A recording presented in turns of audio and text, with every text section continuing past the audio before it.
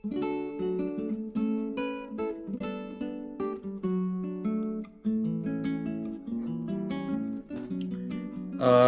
की क्लास में भी हम लोग प्रैक्टिस सेशन रखेंगे और फाइनेंशियल स्टेटमेंट का विद एडजस्टमेंट का एक क्वेश्चन और अब हम लोग देख रहे हैं। तो इसके लिए कर रहा हूं मैं शेयर आपके साथ स्क्रीन, और ये टीएस ग्रेवाल का आईएससी एडिशन का क्वेश्चन नंबर 4 है।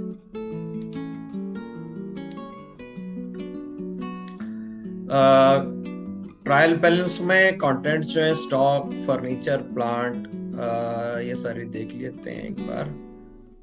ठीक है, और सीधा शुरू करते हैं एडजस्टमेंट से। Prepare trading and profit and loss account for the year ended 31st March 20 and the balance sheet as at that date after taking into account the following adjustments. देखिए, ये एक अच्छी बात होती है कि अगर आप पहले एडजस्टमेंट्स को पढ़ें और ट्रायल बैलेंस के कंटेंट पे एक मार्क लगा दें, जिससे कि जब हम कंटेंट्स को यूज कर रहे होंगे तो हमें एक आइडिया लग जाएगा कि इसमें कुछ एडजस्टमेंट है और इसको इनर कॉलम में लिखना है।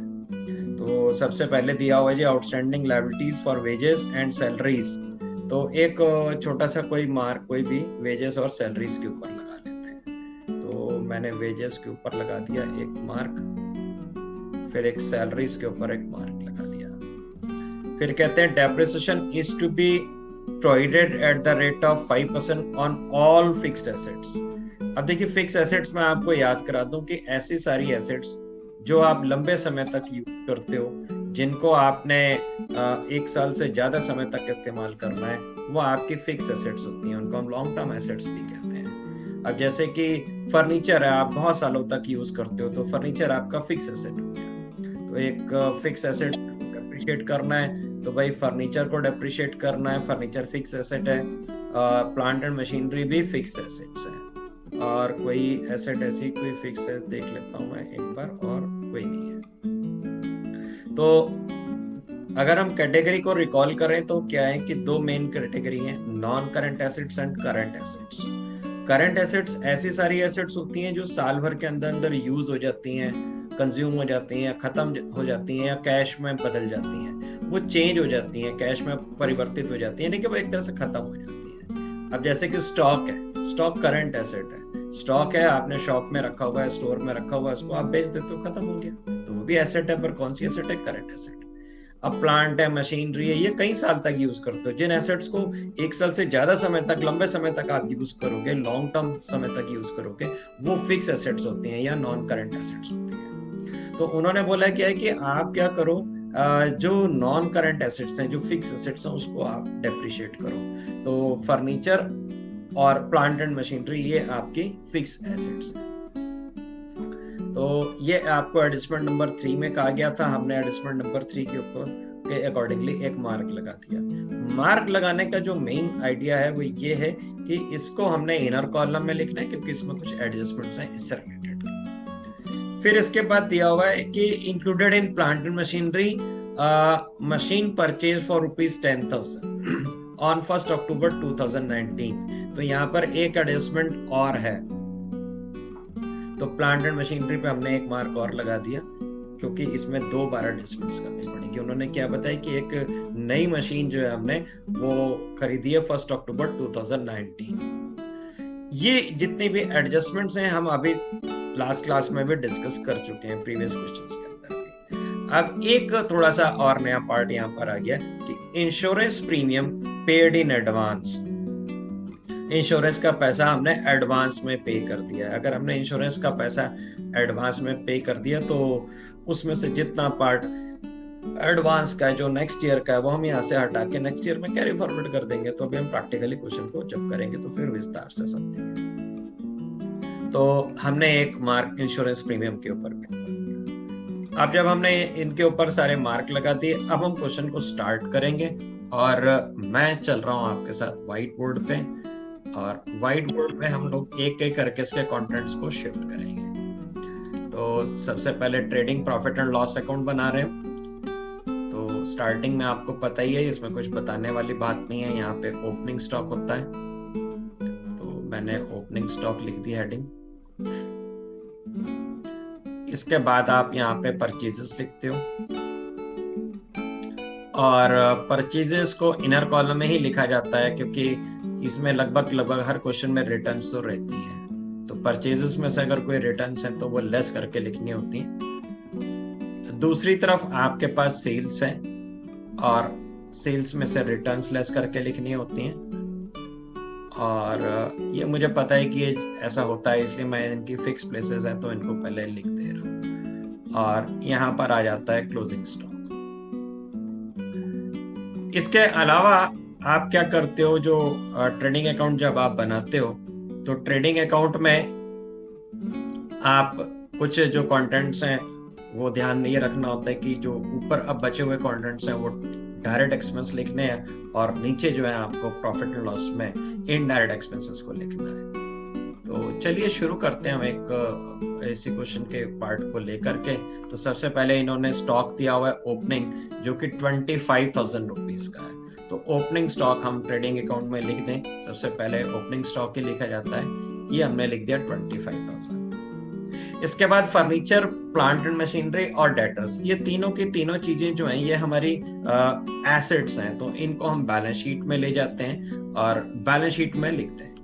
अच्छा, आपको ये बात ध्यान देनी है कि जब आप बैलेंस शीट बना रहे होगे तो जिस पे मार्क लगा है वो इनर कॉलम में लिखना है। फिर से आपको याद करा दिया। तो देखिए अभी यहाँ पर क्या था कि फर्नीचर दिया हुआ है 8,000 का, और फर्नीचर हमारी एसेट है तो हम इसको इनर कॉलम में लिख दें। और इसके साथ में कुछ एडजस्टमेंट आने वाली है, इसलिए हम इनर कॉलम में 8,000 लिखेंगे, बाहर नहीं लिख रहे हैं। और जो एक लाइन भी छोड़ दे रहे हैं जो कि जिसमें ये एडजस्टमेंट करी जाएंगे। फिर प्लांट एंड मशीनरी 1,50,000 की है, और इसमें जो है दो एडजस्टमेंट्स थे।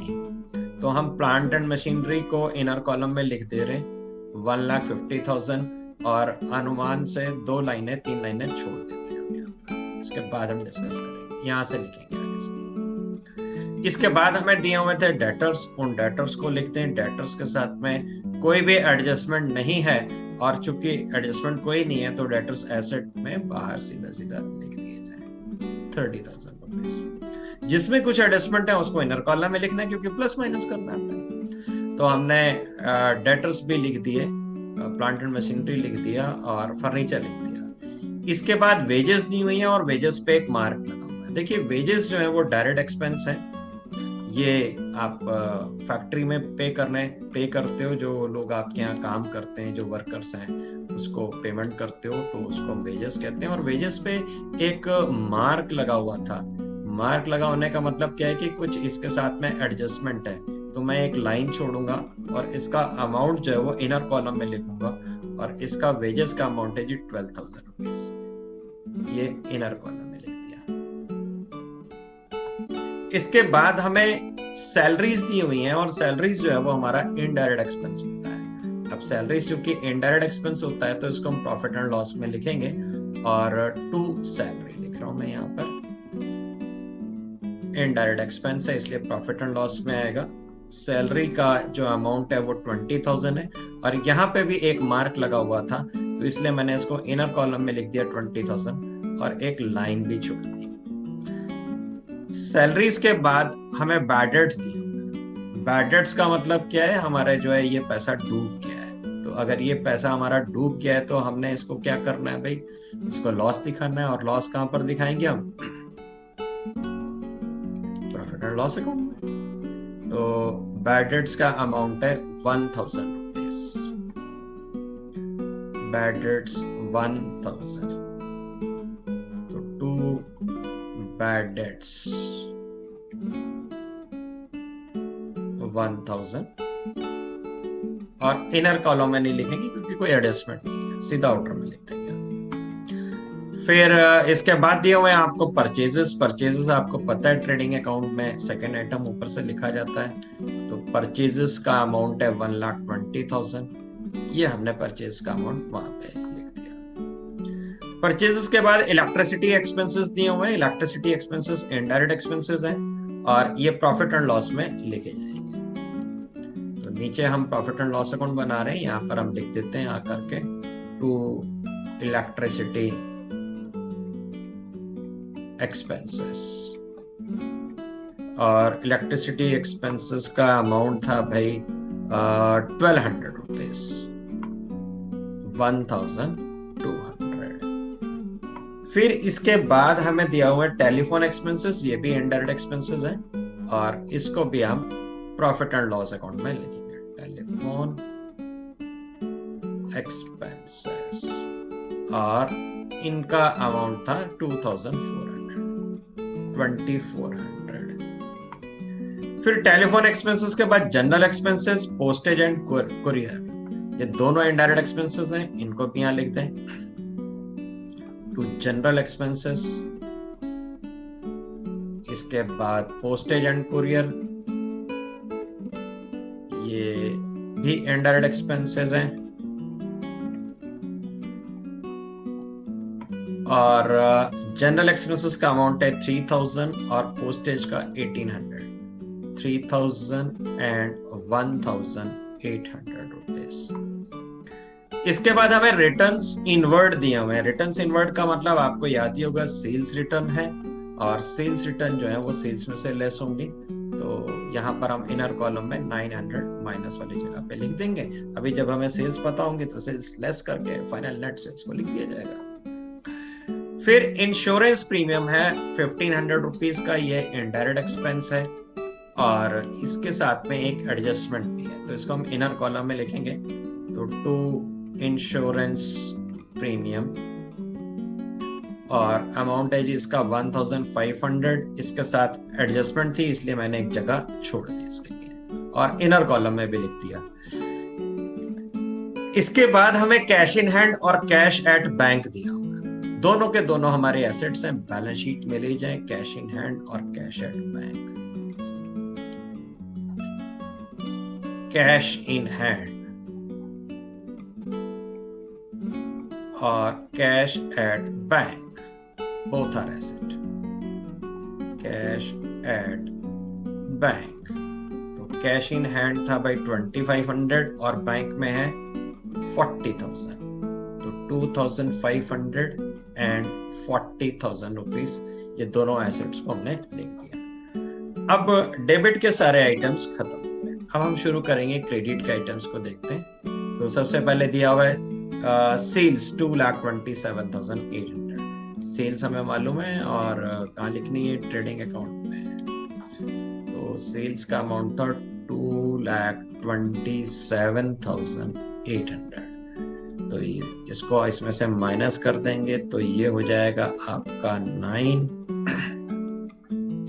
और इधर हो जाएगा 6, 2,26,900। सेल्स के बाद आपको कमीशन दी हुई है, और कमीशन देखिए क्रेडिट में दी हुई है। अगर क्रेडिट में दी हुई है तो ये आपके इनकम है, और इसको आप प्रॉफिट एंड लॉस में इनकम्स में दिखाओगे, तो हम इनकम्स में लिखेंगे बाय कमीशन, और कमीशन का जो अमाउंट है वो है भाई 500 रुपीज। कमीशन के बाद हमें दिया हुआ है रिटर्न्स आउटवर्ड। रिटर्न आउटवर्ड का मतलब परचेज रिटर्न से है, और इसका अमाउंट कितना है जी 1000 रुपीज। तो परचेज रिटर्न 1000 है, माइनस कर देते हैं 1000, और ये आपका हो गया 1,19,000 रुपीज। फिर क्रेडिटर्स और कैपिटल दिए हुए दोनों बैलेंस शीट के आइटम है। क्रेडिटर्स आपकी लायबिलिटी है, बैलेंस शीट में लिखिए क्रेडिटर्स 40,000 रुपीज।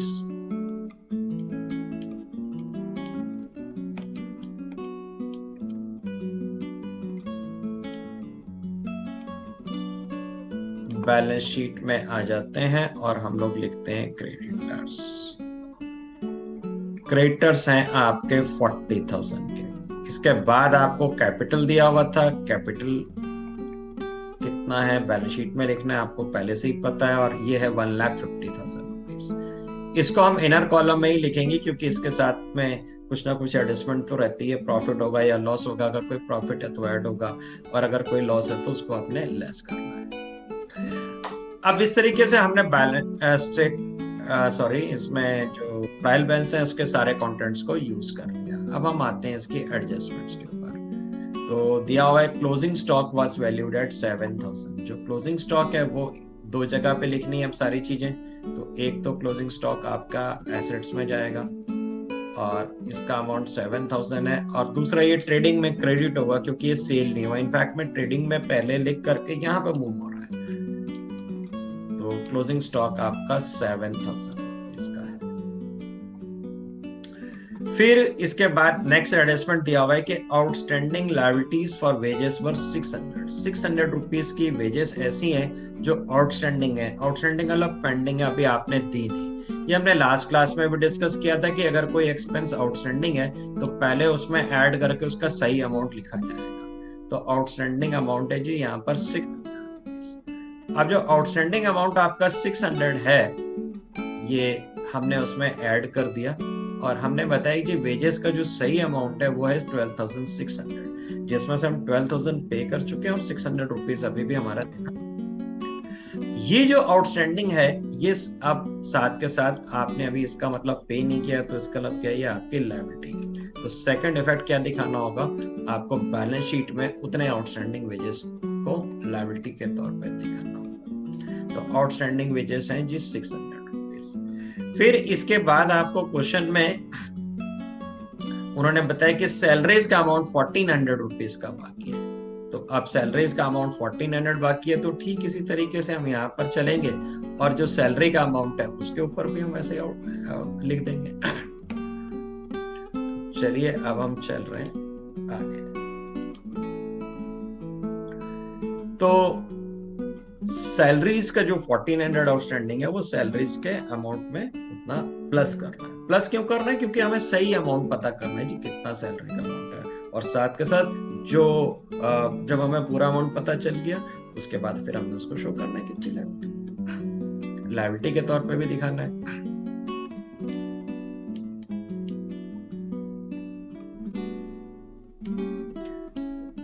तो हम आ जाते हैं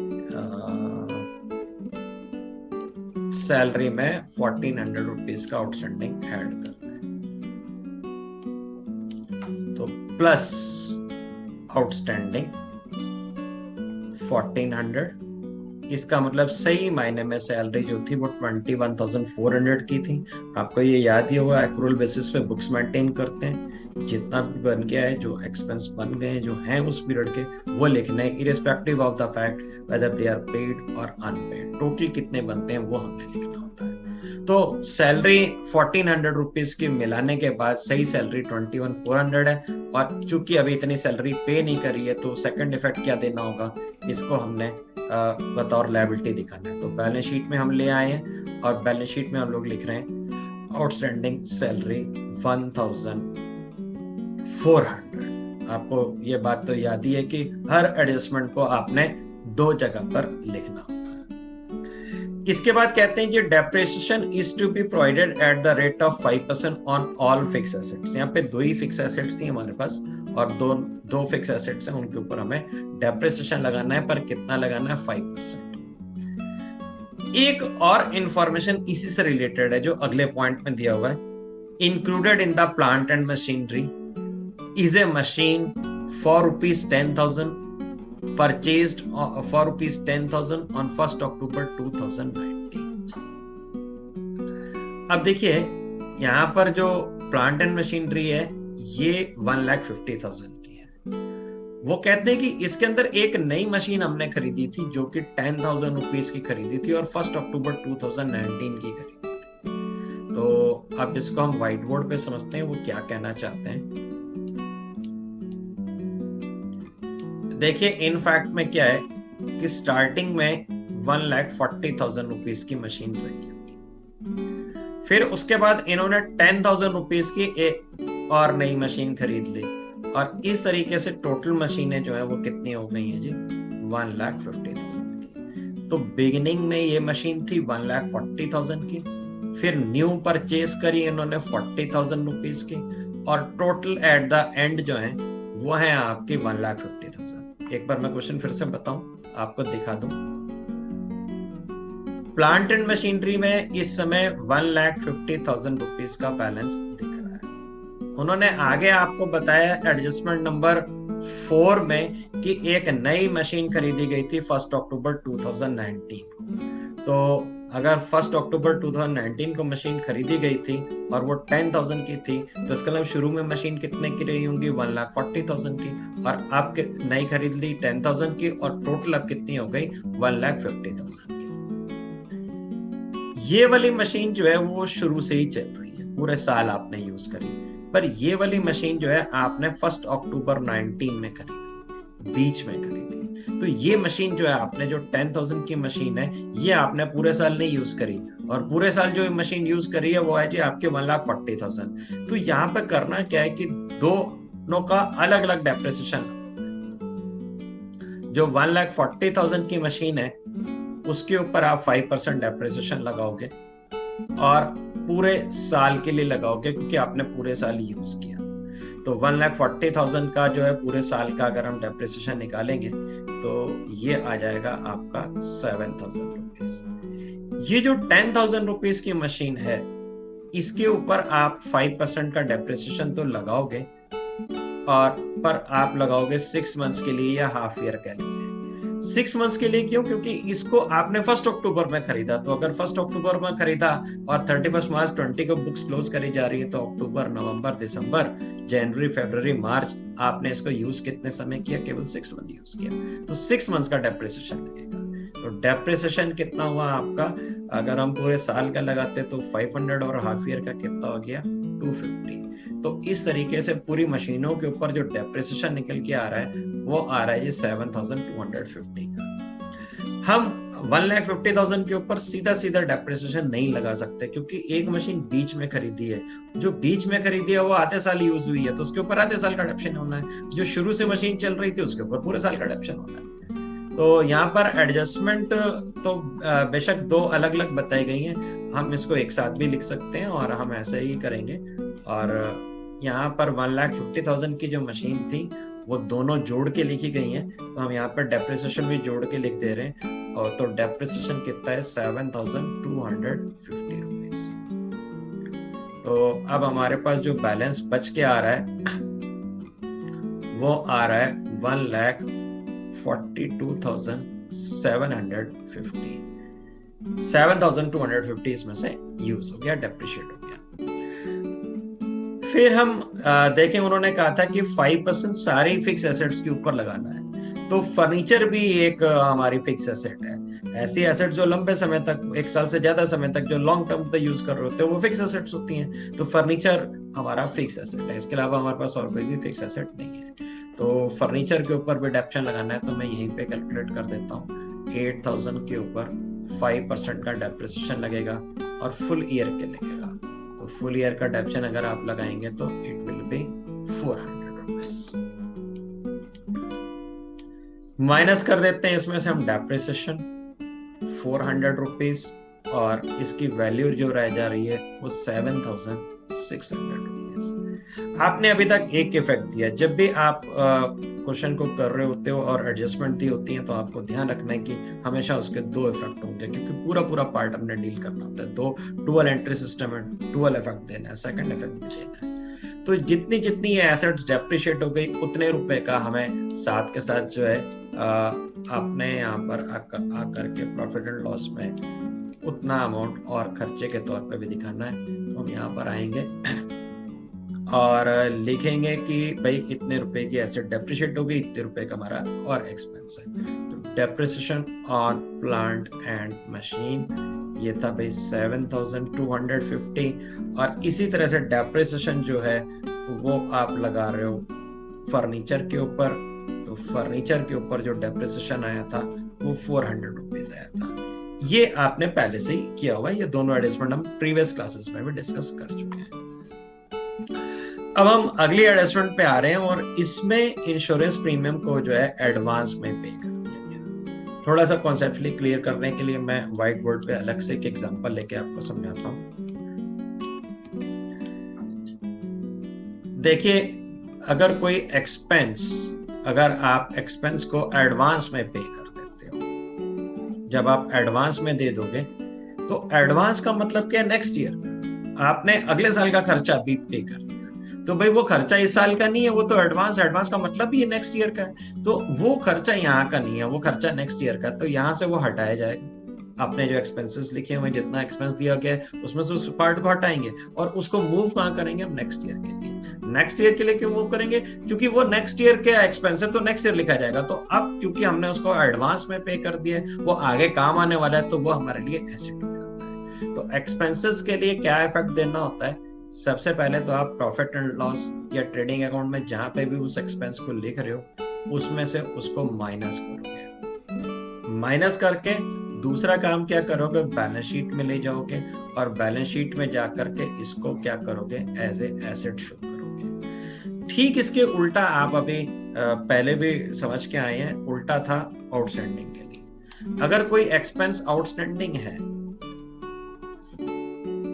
एरियर में है एक्सपेंस कोई बाकी है, अगर एरियर्स लिख दें या आउटस्टैंडिंग लिख दें एक ही बात है, तो उसके केस में क्या होता था कि जो एक्सपेंस होता था उस एक्सपेंस में जाते हैं हम और एक्सपेंस में ले जा करके उसको हम प्लस करते हैं, और साथ के साथ क्योंकि हमने पे नहीं किया है तो इसको बैलेंस शीट में ले जा करके हम क्या करते हैं, लायबिलिटी दिखाते हैं। तो आपको ये बात समझ में आ गई कि अगर एक्सपेंस कोई आउटस्टैंडिंग है तो एक्सपेंस में प्लस करिए, उसका सही फिगर लिखिए और जितना आपने पैसा पेंडिंग किया उसको लायबिलिटी दिखा लीजिए। और इसके विपरीत अगर कोई आप एडवांस में पे कर देते हो तो फिर वो आपकी एसेट होगी, आप उसको हटाओगे यहाँ से। क्यों माइनस करोगे, क्योंकि इस साल का एक्सपेंस नहीं है और आपने वहां से हटाना है, और हटा करके इसको क्या करना है, बतौर जो है एसेट आपको आगे शो करना है। और ये अगले साल जब टाइम आएगा वहां पर जाके इसको यूज कर लिया जाएगा, वहां पर ये पे करने की जरूरत नहीं है और ये एज ए एसेट काम करेगा। और जब वो एक्सपेंस होगा नेक्स्ट ईयर तो उसको प्रॉफिट लॉस में लिख सकते। हम अब इसी कड़ी में आगे चलते हैं और देखते हैं कि क्वेश्चन में क्या दिया हुआ। उन्होंने लिखा है कि insurance premium is paid in advance 200 rupees. 200 rupees का इंश्योरेंस प्रीमियम हमने एडवांस में पे कर दिया। अब यानी कि इसका मतलब ये निकल के आ रहा है कि जो आपने इंश्योरेंस प्रीमियम दिया हुआ है उसमें से 200 इस साल का नहीं है, 200 रुपीज जो है वो अगले साल के हैं। एडवांस का मतलब क्या है, नेक्स्ट ईयर से है। तो हम बोलेंगे कि भाई ये एडवांस है इसलिए हम इसमें से इसको लेस कर रहे हैं। तो एडवांस लेस किया हमने इसमें से 200, तो इस साल का सही एक्सपेंस कितना है, 1300। 1500 रुपीज पे किए पर 200 नेक्स्ट ईयर के, तो हमने हटा दिया। क्यों हटा दिया, क्योंकि भाई अगले साल का है। और हमारा इस साल का कितना खर्चा हुआ वो हमने यहाँ प्रॉफिट एंड लॉस में लिख दिया 1300। अब एक इफेक्ट देने से तो काम चलने वाला नहीं है, हमें इसका दूसरा इफेक्ट भी देना है। तो सेकंड इफेक्ट में क्या करना है कि भाई ये पैसा हमारा आगे यूज होने वाला है, आगे हमारे काम आएगा, तो ये हमारे लिए एसेट होगी। अगले साल हमें ये पैसे देने नहीं पड़ेंगे और इंश्योरेंस का बेनिफिट कंटिन्यू रहेगा। तो हम इसको एसेट्स में ले जाएंगे और एडवांस इंश्योरेंस लिखते हैं या प्रीपेड इंश्योरेंस लिखते हैं या इंश्योरेंस पेड इन एडवांस लिखते हैं, लैंग्वेज से कोई फर्क नहीं पड़ता। हम यहाँ पे आके लिख देंगे प्रीपेड इंश्योरेंस या इंश्योरेंस पेड इन एडवांस, एक ही बात। और इसका अमाउंट है जी 200 रुपीज। इसके बाद अब हम लोग क्या करेंगे, और एडजस्टमेंट तो सारी खत्म हो गई हैं, तो अब हमें सबसे पहले ग्रॉस प्रॉफिट पता करना है। ग्रॉस प्रॉफिट पता करने के लिए हमें टोटल करना पड़ेगा। चलिए मैं शुरू कर रहा हूँ इसका टोटल। सबसे पहले जो है 2,26,900 है, इसमें हम 7,000 जोड़ देंगे तो ये हमारा हो जाएगा 2,33,900। अब दूसरी तरफ के देखते हैं क्या क्या कंटेंट्स दिए हुए हैं। टोटल लिख दूं पहले मैं 2,33,900, 2,33,900 और लेफ्ट साइड जो है छोटी है, यहाँ पर डेबिट साइड छोटी है, इसका एक्सपेंसेस कम है तो प्रॉफिट ही निकल के आने वाला है। तो इस जगह पे आंसर लिखेंगे हम gross profit. To gross profit minus कर देते हैं इसमें से 25,000 और 1,19,000 और 12,600, तो ये आपका हो गया 77,300 रुपीज ग्रॉस प्रॉफिट। 77,300 जितना भी ग्रॉस प्रॉफिट होता है उस ग्रॉस प्रॉफिट को आप फिर प्रॉफिट एंड लॉस में ब्रॉट डाउन करते हो। इसमें से इनडायरेक्ट एक्सपेंसेस, लॉसेस और इनकम को कंसीडर करके फिर ऑर्गेनाइजेशन का फाइनल नेट प्रॉफिट आप पता करते हो। तो अब हमने यहाँ पे लिखना है ग्रॉस प्रॉफिट उतारना है। उतारते समय हमेशा शिफ्टिंग जब करते हैं तो दूसरी तरफ करते हैं, साइड चेंज हो जाती है। We will write by gross profit brought down. Gross profit था 77,300 और देख के आइडिया हो रहा है कि हमारे जो है एक्सपेंसेस कम ही हैं, तो ये वाली साइड ही बड़ी होगी। चलिए लिखते हैं। तो भाई आपके जो है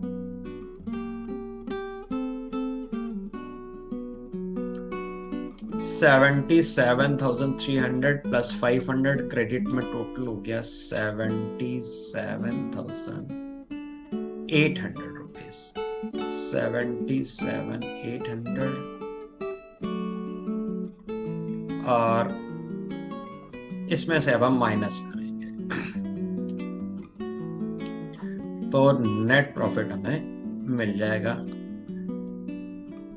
77,800 लिख लेता हूं मैं। इसमें से माइनस करूंगा मैं सबसे पहले 21,400, फिर 1,000, फिर 1,200, फिर 2,400 माइनस होगा, फिर 3,000, फिर 1,800, इसके बाद 1,300, फिर 7,250 और फिर माइनस होगा आपका 400।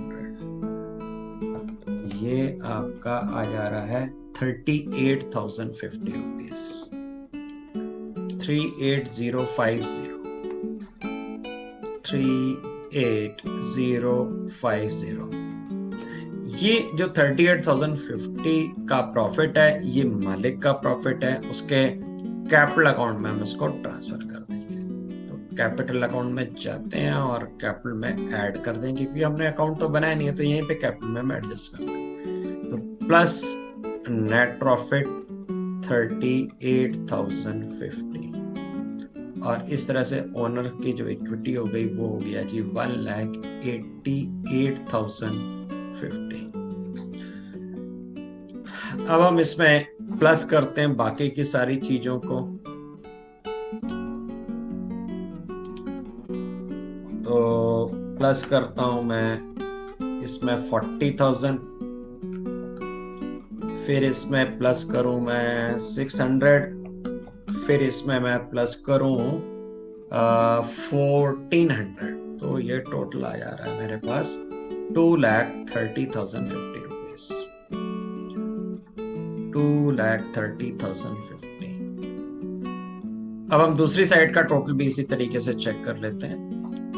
तो क्या क्या दिया हुआ है देखें जरा। सबसे पहले तो है भाई 7,600 plus 1,42,750, then 30,000, then 250, then 40,000, then 7,000, then 200।